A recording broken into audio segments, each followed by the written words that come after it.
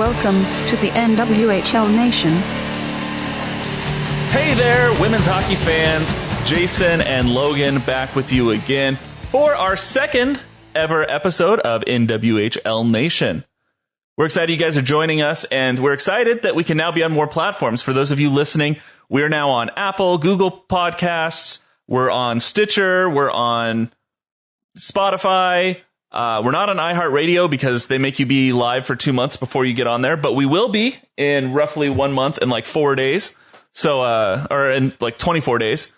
So we appreciate having you guys on the show. Real quick, Logan Jones, how are you doing? Doing so good. I know both our WNBA co-hosts, Kyle and Steve, they are also paying attention to this league and keeping tabs on it, obviously, but they're missing out. I want to get them on here one of these nights with us because I now that we have some things to talk about, this is really fun. Yeah. I really enjoy hockey, which is the reason that you know I'm jumping on here with Jason and obviously and we're doing the show. But just having something to watch again is such a refresher. And I wish I'm already dreading the end of the season because it's so short. But I'm glad to have this burst of energy from women's hockey for a little bit. Yeah, no, unfortunately, the show is, or the season is already almost over. It's such a fast season. For those of you who maybe didn't catch opening weekend and aren't aware of the structure, real quick, the season opened on this last Saturday. We had a triple header. Sunday, we had another triple header. Today is Monday as of this recording, and that was a day off. We're going to go into 3 double headers, Tuesday, Wednesday, Thursday, and then we go straight into another triple header. I think there's a day break there. And then we go into round robin, playoff tournament, and the season is done by next Friday. So this is going to be a whirlwind, and we are excited to take the ride with you. Logan, first thing I wanted to talk with you about today is, I guess, just general impressions. We're in the in double or whubble, if you ask the whales, WH bubble, the whubble.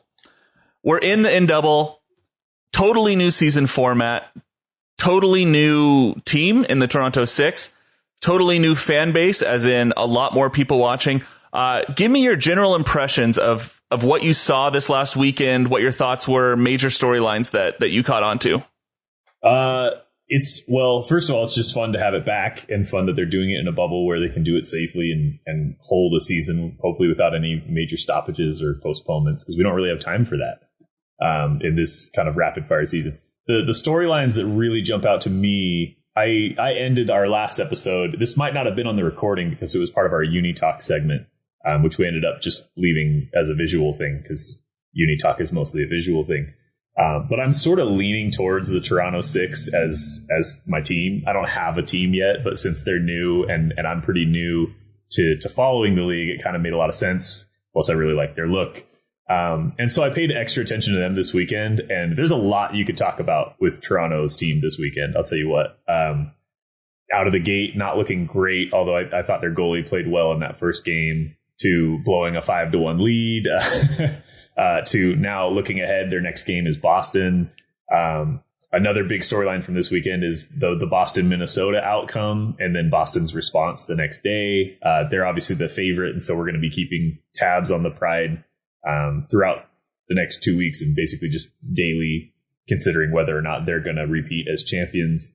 And then the last one is obviously for your sake, Jason. I was paying attention to the Whale. Who had a very fun weekend and are kind of, I think if any team is going to play spoiler to Minnesota and Boston's reign over this league, I think the Whale are one of those teams to watch out for. Mm-hmm. Well, I appreciate that. I'm not sure if I'm as bold on the Whale as you are, but I definitely think they are in that second tier. I completely agree. Pride and Whitecaps got back to exactly what we expected them to be doing. But as far as overall storylines, I want to talk about production quality and viewership. Before the game even started, so you and I actually did a pregame show Saturday morning. We were on air. We threw it over, and I go over and we take our few viewers and we toss them over to the NWHL feed, which had over 6,000 people before the puck dropped. Actually, before they even started doing anything, they had over 6,000 people while the graphic just said, "We'll be streaming soon. Please wait."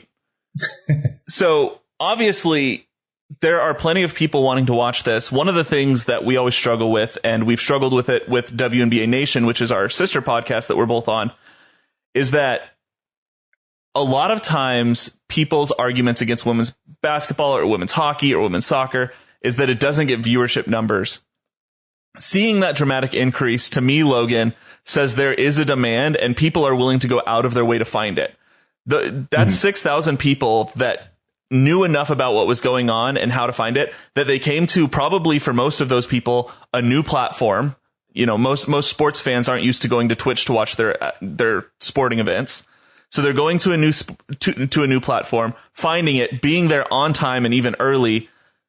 I guess for me, it shows that there is a market for it and that it could be brought to television. I don't know if you had thoughts about that or what your reaction was to seeing that kind of turnout in the numbers. Well, yeah, Jason, I know people could look at those numbers, and I believe the numbers over the first 2 days totaled about 160,000 viewers across all the games and the 2-day span. Which you might look at and think is a fine number, but nothing compared to like the millions that, you know, watch NBA and playoffs and football and things like that. But you got to keep in mind that if you're on ESPN in prime time, your floor is like, there's going to be a million televisions watching ESPN no matter what is on, like at a certain time over the weekend. So like you're dealing with different expectations. The floor for a Twitch stream for a league that like is a few years old, that's debuting like a brand new team, the floor is 0. Like you're literally going off of like, no one is going to be flipping through channels, or no one's going to be at Buffalo Wild Wings like watching this. Like you need to be intentionally going out and finding it. And so that 160,000 number is like, those are quality viewerships. Those are not just people that were perusing that came across it, which to me tells the story of what we talk about with the WNBA all the time. If you give them the occasional like primetime spot or a national broadcast, the eyeballs will follow. Like the casual viewers will come in the tens of thousands if you give them a chance. But right now, your dedicated, like interested fan base that goes and like actually intentionally blocks out time to go and watch it on a computer screen is already a pretty good number. I was really pleased with that. Yeah. And of that 160,000, the other thing to remember is that the NWHL is not operating with the type of budget. You know, if I turn on ESPN, whatever their Sunday night game of the week from the NBA is, I'm going to see a commercial for that every 92 seconds. Like this Sunday, Lakers and Clippers, like whatever it is. I don't know what the game is this week because I haven't watched any sports TV yet. But as soon as I turn on ESPN, I'm going to know what the Sunday game of the week is. I'm going to see an advertisement for it every minute and a half. And this was mostly grassroots. This was Twitter. This was Facebook. This was probably Instagram. I'm not on Instagram, so I can't vouch for it, but I'm sure they're active on there because they're not old and shriveled up like I am. But this is all organic. So you get those 160,000 organic. If you took the NHL and put some marketing budget behind it, if you put them on a TV channel that people are going to be casual viewers, I think that there's a demand. I think that this opening weekend proved that there is a market for people to watch women's hockey, and we are excited about that. Obviously, one of the main reasons we do this podcast is because we want to throw whatever energy and weight we have at providing more good coverage for a sport like this. Yeah. The other thing... go ahead. Well, I was just thinking, like, think of how much work the WNBA has had to put in to get players like Elena Deladon, like, on the wall in, like, your local Nike Foot Locker. Yeah. Or Nike Factory, Foot Lockers and everything. But, like, you know, think about how much work they've had to put in to get Bree Stewart guest hosting a show on ESPN during the day and, you know, making Asia Wilson more of a household name. Like, the WNBA has like some legit superstars, and the average sports fan in America might be able to name 5 women's basketball players. And that's being pretty generous. You know, they might know Taurasi and Griner and, I don't know, Candace Parker, maybe. You know, the average sports viewer just doesn't know that much. Even fewer when it comes to women's hockey. They might be able to name someone from the Olympic team, but I doubt you're going to ask a lot of sports fans about women's hockey and get any sort of response.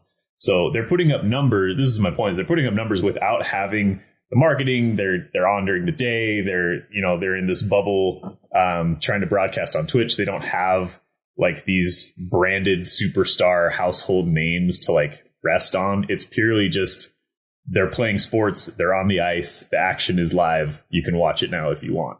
And that being said, I mean, think about our Twitch stream. And like, if we got 160,000 viewers over 2 days, we'd be crapping ourselves, right? Like, like that would be an insane amount of people tuning in just to see us.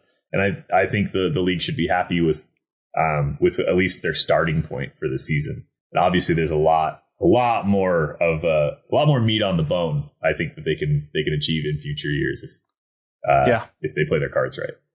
You've got a groundswell of people wanting to watch the sport. And the other thing that I thought was crucial from this weekend, before we get into sort of any game by game analysis or any storylines, is the production quality of this weekend was super high. Mm-hmm. I tuned into some games last year. There were times where mics cut out. There were times where you had mics on when they shouldn't have been, and you were hearing commentators talking, when they thought they weren't on a hot mic. And luckily it wasn't anything bad, but it's just one of those things was you can tell the production quality is at a 7 out of 10, but I felt like they did a really good job this weekend. There was a temporary blackout. I believe it was during the Pride Caps game, but really speaking, the streams went super well. They look super professional. And I feel like that's important because if you're bringing new eyes to a product and that product looks crisp and professional, I feel like you're more likely to keep those people and keep them coming back. So I was happy with that. I don't know if you have any thoughts about that or if you want to just sort of jump into the next part. I mean, we've got a college football team that often plays on obscure networks with bad broadcasting. And it really impacts your willingness to watch a game when the people, like even the professionals who are putting on the event, don't seem like they're that invested in making it a quality product. So I think that matters quite a bit. And you're right. I give them an A for this weekend for having their crap together and making it a good quality program. One thing that I want to go through, especially since you're keeping your eye on the 6, with that being kind of your lean at this point of what team you're going to support. I felt like I saw 2 very different Toronto 6 teams on Saturday and on Sunday.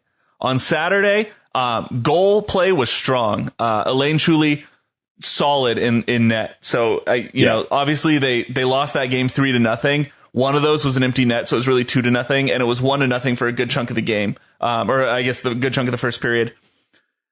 I thought Chuli was strong in the net. I thought she looked really good.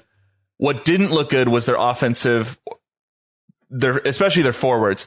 They weren't really able to cross into the Rivs zone very often. They were playing a lot more defense than they were offense. Obviously, that's not where you want to be. You want to move the puck down to the other side of the ice. Sunday, totally different. The goalkeeping still looked strong, kind of fell apart towards the end there, but the offense looked much better. I guess watching both those games, what was your takeaway from the 6, and what do you think it means moving forward for them through the rest of this Wubble season? Yeah, well, I think they really want to be a high-energy team, and I wonder if that took the form of jitters in that first game offensively, where they put 40 shots in there and weren't able to net any of them, and they just looked a little shaky. And then that high energy was quickly converted into scoring offense the following day against Minnesota, where, I mean, Minnesota, I think, is at this point, we're pretty sure is second only to Boston in the league in terms of experience and skill. And they were up 5-1 on Minnesota, looking fully in control. And we all know what happened. And, the result sucks if you're pulling for this new Toronto 6 team. But holy cow. I mean, they scored in droves after having an off. Honestly, I would call the first game an off night, even though the expectations were pretty low. And obviously it's understood that this is not an experienced squad at all, because they're a brand new team. But they looked like they belonged in the second game. And it sucks that it ended how it did for them, but I think they'll come back strong because of it.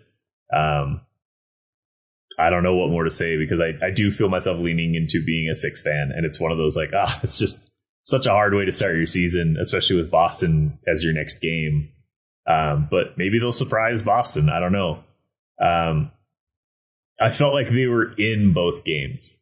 And I feel like that's the most you can ask for a team this new and this mysterious, right? Like we have so many question marks about them still. But they were in both games. And for me, that's enough right now. We didn't expect them to come in and win a championship this year. But it's exciting. I think there's reason for optimism. If I was the coach, if I'm any of the players in that locker room, I'm thinking we've played 2, we've lost 2, but we were in both. And we have a short window here in this season to prove that like we can win some games and compete with the best of them. And Boston on Tuesday is that opportunity. Yeah.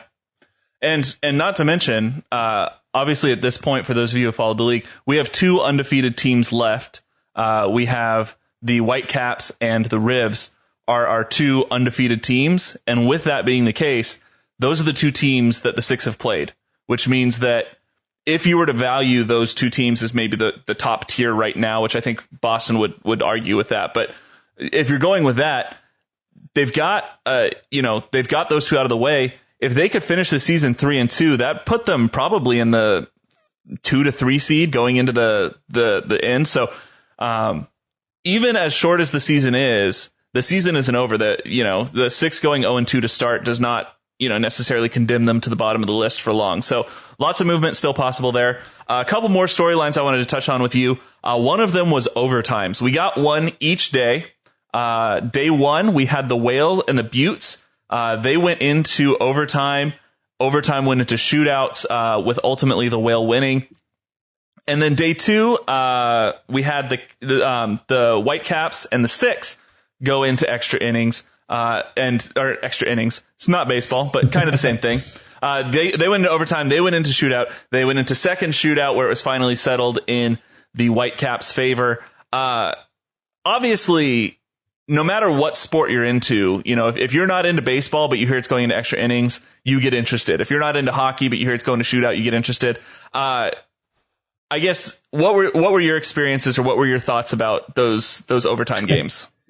I thought the win against the Six was gutsy, especially if you consider that they had just played Boston the night before in what was a really highly anticipated game, and they could have had every excuse to kind of fade down the stretch, playing the second game in 2 nights, and instead just seemed to get stronger as the game progressed. So I think Minnesota's for real. I think they're a really fun team to watch. They're always in it. I mean, this pretty much proves for the remainder of this short season that no matter what lead you have on Minnesota, you shouldn't feel safe about it. They will still come get you. Yeah. I really enjoyed watching Wilson Bennett play. She's one of the individual standouts from the weekend that I thought was worth mentioning. She scored twice, once on a power play, one on a 4-on-4. I'm excited to see what Minnesota can do. I don't think I'm going to be a Whitecaps fan, in terms of buying the jersey and wearing the hat. But they're a team that I could definitely root for this season, kind of in search for a revenge season against Boston, after last year. So, that certainly stood out to me. The first game too was really exciting. You like to see, you want viewers. I want the word to get out about this league being fun. And if you're playing overtime shootout type games, I think that only helps your case. So if Minnesota gives us a heart attack every single night, that's what my Seahawks do to me, and I still love them. So I think it certainly adds intrigue to the league if you have games that are close. If you've got blowouts every single night, I mean, if you've got the late 2000s UConn women's basketball team out there, just they just have all the best players and they're winning every game, I can see why that could be a barrier for some people to get into it. Instead, I feel like this is a pretty even split of talent across the league right now. So. Yeah, totally agree. Loved seeing that. Loved seeing the interaction. I spend most of my time kind of helping the show, or tweeting it from the show account on Twitter. And obviously, when both of those shootouts were going on, Twitter was a buzz, and I love seeing that. I love seeing our feed fill up with women's hockey content. The other thing, I guess, just real quick, we talked about it last time that obviously the expected storyline going for the finals of this year was going to be the makeup game for the final that never happened last year because of COVID between the Pride and the Whitecaps. We got a taste of it that, the first game was kind of almost a makeup game for that. The Whitecaps came out of it 2-1. It was a close game. It was highly contested. Both teams actually played really well. Once again, I thought there was great goalkeeping on both sides of that as well. Lovisa Salander just is dominant in the net. I thought she had a lot of really good saves. Obviously they ended up losing the game, so she let 2 by, but some of the saves she caught were just very impressive, very physically athletic saves. So very impressed there. After what you saw, and then obviously the Caps go on the next day to fall far behind to the 6, and then they do have the comeback win, which we've already talked about. The Pride go the next day and just beat the trash out of the Buttes. They didn't look out of control of that game for 1 second. What's your read if you're having to project forward? If we're saying that's our 1 and our 2, who do you think's on top, and how do you think that winds out as the season comes to a close? I definitely think Boston is still the number 1 team. I think goalkeeping matters the most, especially when you get to, whatever version of the postseason or the playoffs or the championships that we have here in this bubble. And I would probably trust the Pride a little more than Minnesota still. But I certainly want to see them face off again because, that game 1, I thought Minnesota had a little bit more to play for and a little bit more to prove, and maybe a little bit more gas in the tank to start the season and be the aggressor. But once these teams kind of settle in, I mean, they're going to play a handful of games and then we're going to be right into the postseason. And I know we've got like a round robin and stuff in there too, but with as much as we can get, I want to see these teams play. I want to see these teams play each other as much as possible because I think they bring out the best in each other. And were I to bet money on one of them winning it all, I would probably give Boston like the 55% chance over Minnesota right now. Mm-hmm. Yeah, I agree. I think if money was on the line, I'm probably leaning towards Boston.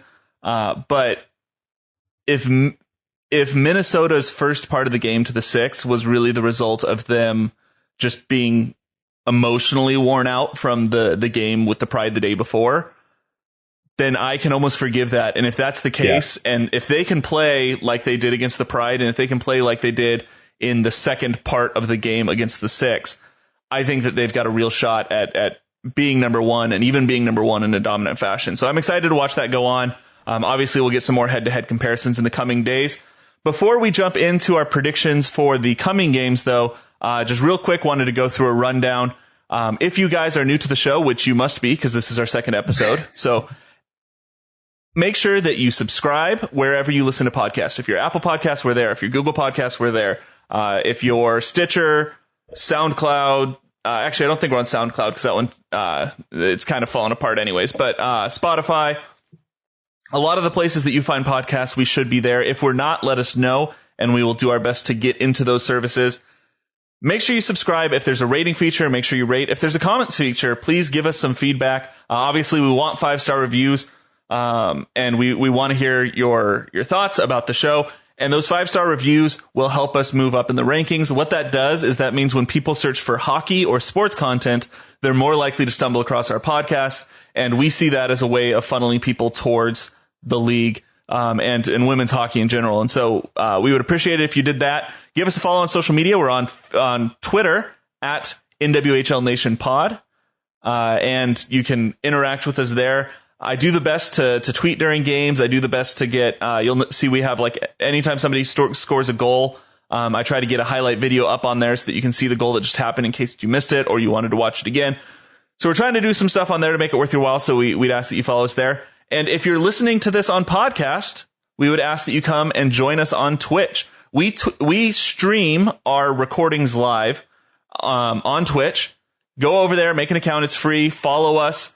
We're trying to get to 50 followers. That gives us some advantages in terms of subscriptions and monetization and stuff like that. But really, what we want is for you guys to be here, able to ask us questions, give us your thoughts. We love as you guys talk with us. We talk about it during the episode. We talk about what your thoughts are and stuff, so you can be a part of the show in a very real way.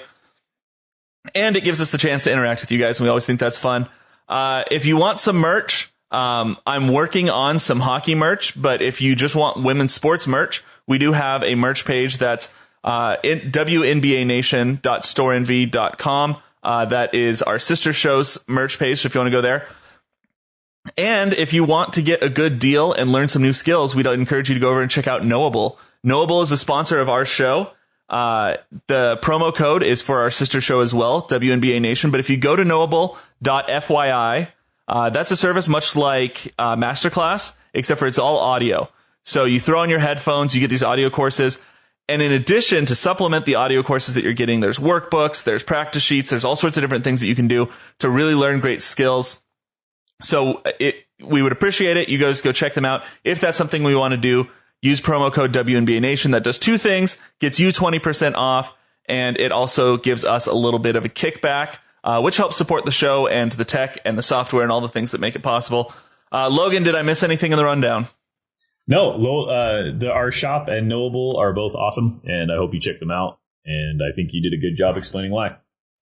Sweet. Yeah, and if you're interested in any of those things, there should be links to all of our social and all of the things I just talked about in our description. So if you're watching this on Twitch, it should be there. If you're watching this on YouTube, or if you're listening to it on a podcast, wherever you see the description, there should be links to those things. So check that out. We got a question in the chat from Socrates King, one of our common people in the chat here. How long will Toronto go until their first win? I've tossed it to you for a lot of the Toronto takes. Their next game, let me pull up their schedule real quick. Their next game is against the Pride tomorrow night. I don't see them winning that. So if I was having to pick, I'm putting them down for Thursday when they play the Buffalo Buttes. I think that they've got a really good shot in that game. Logan, your thoughts? You're probably right, but for the sake of adding intrigue, I'm going to go ahead and take them in an upset against the Pride. Woo! I like the trajectory that Toronto's on. I think they're going to come out hungry and knowing that they can play with anybody. And I don't know, the Pride are playing really well, but everybody's vulnerable and it's a short season. So why not, not everything's going to be chalk all the time, right? Why not take a chance on them? Let's go, Toronto. Let's do it. If we always agreed, the show would be boring. So I love the take, and I think I owe you pizza if you get that one right, because that would be a pretty big call. If I have that, I'm going to be loud about it on Twitter if they do that. So. I'll send you the video clip of this moment, and you can just play that on your Twitter along with the score. Excellent, perfect. All right, thanks for that, Socrates King, and we appreciate you joining us on Twitch. Obviously, you guys, if you want to be able to ask us questions, join us on Twitch. twitch.tv/WNBA Nation. We stream from our sister podcast's home because it's already set up for all this stuff, and it's a lot easier to do it that way than to try to push you guys to a new channel. That being said, we got some games coming up. Each of the next 3 days, we have double headers. First off, is there a game you're most excited about, Logan? Well, now I'm pretty excited about Boston versus Toronto tomorrow at 8:30 because I got a vested interest in it. I'm excited for both games tomorrow, actually. I think Minnesota and the Riveters are going to have a really good battle. And I'm excited to see if the Whitecaps can keep it up. They could very well be on pace for a championship season. It depends on how they perform against teams like Metropolitan that they probably should beat the Riveters, if I'm being honest. But I keep thinking like we're projecting all of these things based on 2 games apiece for all these teams. And at some point, someone's going to stumble unexpectedly. And I don't know when that's going to happen. So I'm excited for both of those games. I need to pull up the schedule for the following 2 days to find out what the matchups are. Yeah, so I've got the graphic. I kind of zoomed into it, so you guys can't see the title in the bottom, but you can see the games that are coming up that we're going to be talking about. So I thought that'd be a little easier to see zooming in. So I'll do the rundown real quick. So Tuesday, January 26th, we've got Minnesota at the Riveters. So Whitecaps at Riveters. That's at 5:30 tomorrow. 8:30 tomorrow, you've got Toronto 6 at the Boston Pride. Then we jump to Wednesday. You've got Pride and Whale. You've got Riveters and Buttes. Then Thursday, you've got Buttes and 6. And then you've got Whale versus Whitecaps. Things I'm looking forward to in that schedule. Connecticut, I thought looked better than I was expecting. Boston, obviously stumbling against the Whitecaps. I think that game Wednesday at 5:30, the Pride Whale game is going to be really interesting to watch. And then the other one that I'm really watching is going to be the 6 Buttes game. So assuming that things don't go in your favor, Logan, with your pick of the 6 over the Pride, if they don't go that way, I think there's a decent chance that we have 2 teams, 0 wins going into that game. I always like to see who the team's going to be that survives that. So those are kind of the 2 I'm really interested in these coming games. That being said, I think I'm going to be tuned in to anything that has the Whitecaps or the Pride, because like Rennie Minestrone said in the chat, pumped for the battle of first place. I completely agree, and I think it comes down to those 2. So I'm going to be doing my most feverish note-taking during Whitecaps and Pride games, because I think come postseason, that's going to be the matchup to watch. Anything else you're watching, or after kind of getting the rest of the schedule, anything else you're excited about there, Logan? Yeah, I think that last game you mentioned on Thursday, I want to see Connecticut come out and play at their ceiling, and I don't think they've done that yet. And I want to see what they're capable of when they're playing at their best, when they're playing a little bit faster. That could be, I think they're a really fun team to watch. So, but as you said, Boston and Minnesota are going to be the headliners this year, and they each face opponents this week that, in all honesty, they probably should beat. So we'll see if any of them, I mean, there's no time in this league to lose ground to an opponent vying for that number 1 spot, because you don't have that many games. So every game matters. We'll see what happens. Go 6. Yeah. All right, Logan, I think we need to go on the record and get some picks. I'll go ahead and tweet these picks out so that you guys can harass us relentlessly when we're inevitably wrong. If you followed us in any of our previous sports broadcasting endeavors, our picks are as good as trash. That's about how good they are, but we enjoy doing them anyway.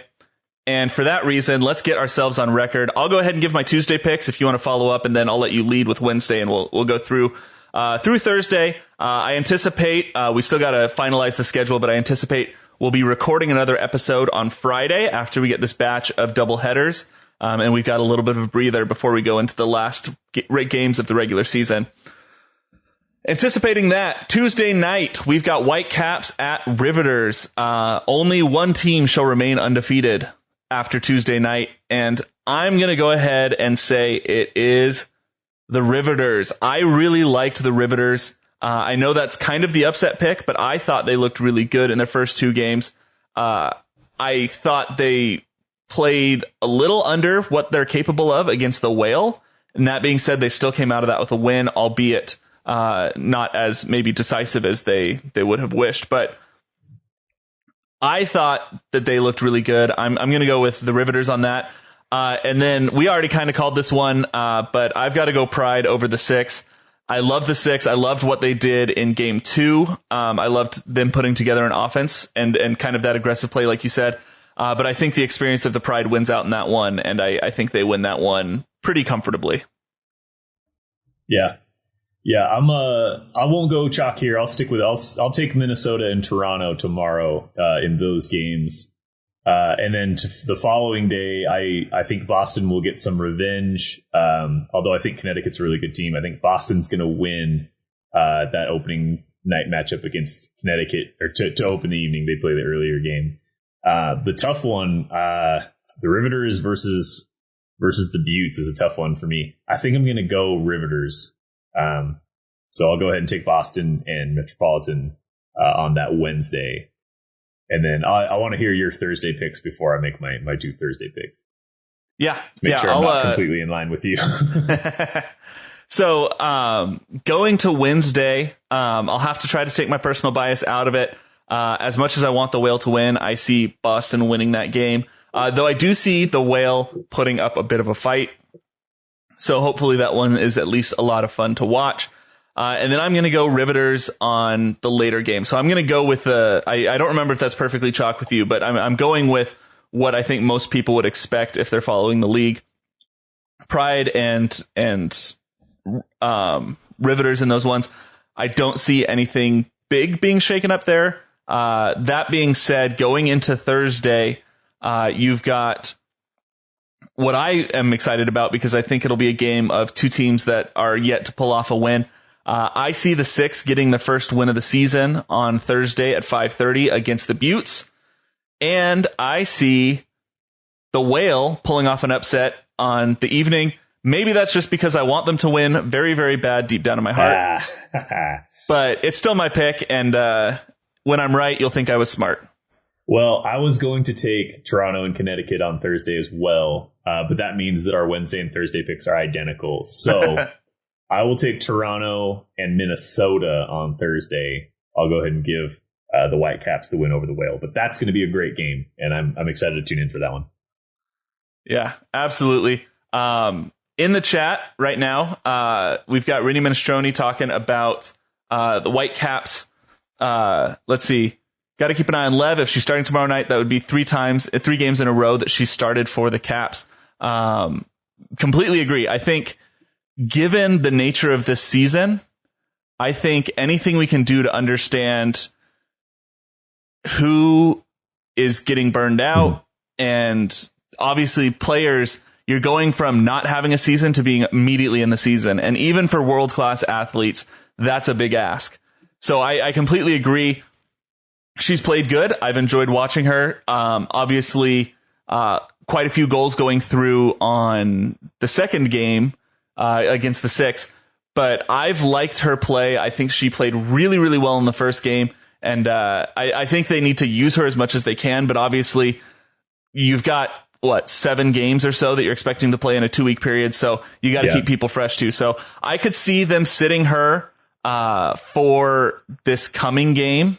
The Tuesday night game against the Riveters. They do have some other keepers. Ali Morsi got a little bit of time on Sunday's game, but I think that's a great one to watch. I appreciate that comment, Randy Minestrone. I guess any comments about that, or even just the general idea of player fatigue as we get in the middle of the season? The season's so short. Selfishly, I want to see Solander and Lev play as much as possible, because I think the season comes down to which of them essentially has the greater single season in the Wubble. So I hope that we see more. Every night that we can get from Lev in goal is a treat. So that's what I hope happens. I hope they don't have to sit her unless it's like, I mean, if they're playing, I don't know. There's not enough time to like really establish who like sucks. And so if they're playing a terrible team and you want to bench her before they play Boston or something like that, that makes sense. But I'd rather just have her out there and have her in the zone after this 2-week period ends and you start playing higher level competition at the end of the season. Yeah.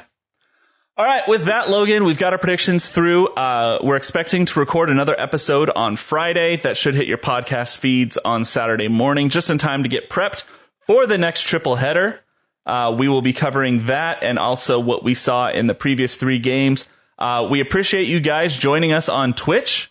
We appreciate you listening to us on podcast. As we said, leading into this segment, obviously, we would love it if you throw us some support, rate, review, wherever you listen to podcasts, follow us on Twitch, follow us on Twitter, all of the things. We appreciate that you do them. Links are in the description. Logan, anything you want to say before we sign off? No, remember to check out Knowable and to leave 5-star reviews for us. And we're active on Twitter if you want to find us there. It's been really fun kind of joining the women's hockey community the same way that we have for the last several years been a part of the WNBA community online. So come be a part of that with us, and we'll catch you next time. Yeah. So with that, my name is Jason Snow. I'm Logan Jones. And we got you next time.